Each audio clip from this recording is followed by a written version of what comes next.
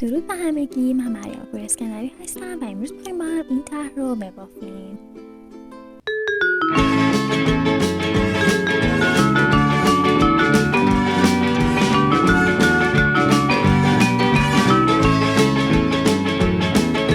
برای شروع زنجیره میزنیم و زنجیره هم باید مضرب عدد 3 باشه.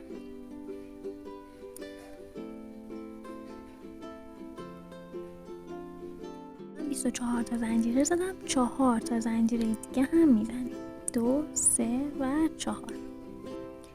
1 2 3 4 تا زنجیره رد میکنیم. توی پنجمی 3 تا پایه بلند میزنیم. 1 2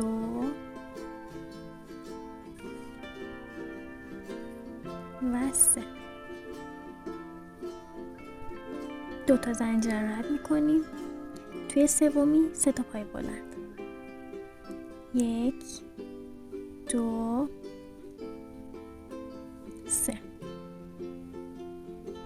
و به همین ترتیب 2 تا زنجیره رو رد میکنیم. توی سومی 3 تا پایه بلند تا انتهای رد 2 تا زنجیره باقی میمونه. اولی رو رد میکنیم و توی آخرین دونمون یه دونه پایه بلند میبافیم و این 3 زنجیره ای که ما بافتیم ابتدای رج یه دونه پایه بلند حساب میشه. انتهای رج اول کار ما به این شکل در میاد. حالا رج دوم کار برمیگردونیم. توی همین پایه اول یک پایه بلند میبافیم. پایه بلند اول من یک پایه کوتاه و 2 تا زنجیره هستش. اگر ارتفاعی زیاد بود یک زنجیره بزنیم. از این دسته 3 تایی پایه اولش رو رد میکنیم. توی پایه دومش یک پایه بلند میزنیم، یک زنجیره و یک پایه بلند دیگه. به همین ترتیب توی دومین دونه از دسته 3 تایمون هر کدوم یک پایه بلند، یک زنجیره، یک پایه بلند میزنیم و انتهای رج توی پایه اولمون که در واقع این 3 تا زنجیره بود، توی زنجیره سومش یک پایه بلند میزنیم. انتهای رج دوم کار ما به این شکل در میاد. حالا رج سوم کار رو برمیگردونیم. توی همین پایه اول یک پایه بلند که پایه بلند اول من یک پایه کوتاه و 2 تا زنجیره هستش.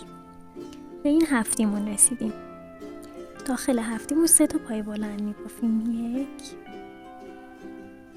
2 و 3.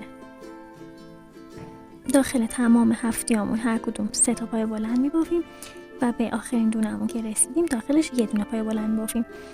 و توی زنجیره دوم آخرین پایه ما کدوم بود؟ اون که یک پایه کوتاه بود و 2 تا زنجیره. توی زنجیره دومش یه دونه پایه بلند میبافیم. آخرین دونمون رو داخل این پایه اولمون یک پایه کوتاه بود و 2 تا زنجیره. آخرین دونمون که یه دونه پایه بلند هست توی زنجیره دومش میبافیم.